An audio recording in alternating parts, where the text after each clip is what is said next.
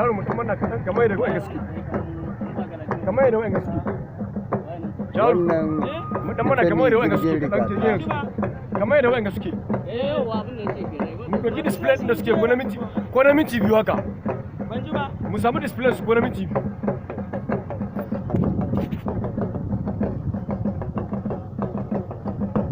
ainihin duk bukin da ake yi jiya zuwa yau duk akan wannan jirgin gane guda biyar ainihin wannan jirgin guda biyar su ne rigata biyu gaba ɗaya a baya biyu baya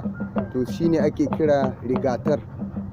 idan za ku iya lura kuna ji ana tahiya ana kiɗi a jirgin tsakiya shi wannan jirgin na tsakiya nan ne amarya take ciki za ku kaman ga wani bukka can an yi a tsakiya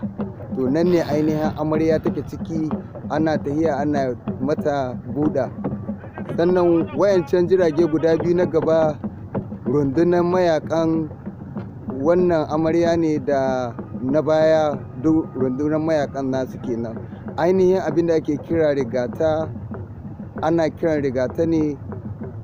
ainihin idan mutum ya tahi bagunge ya ta yayi cire na mata kamar yayo sata zai iya kai daga wani gari zuwa wani gari na tsakiya ya aje idan ya aje to zai ɗauko gudar ya samu abokin shi a wani ƙauye ya aje sai ya wuce ƙauyen sai ya ɗauko ya ta yi faɗi a yau kwamba da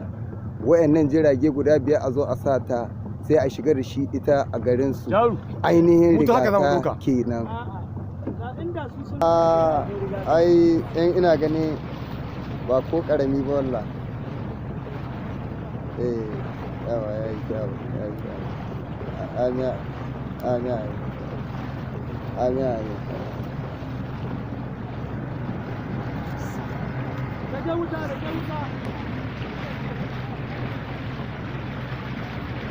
kaga wanga mubin da ke ba su samun taguwa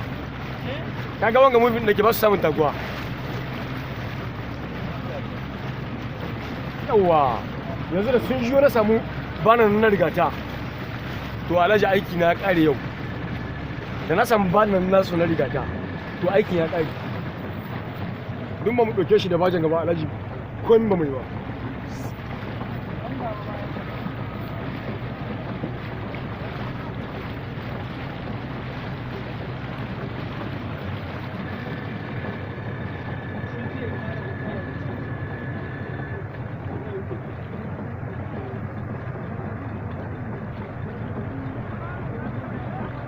jiwar ake mubi da mutane cikin ruwa nan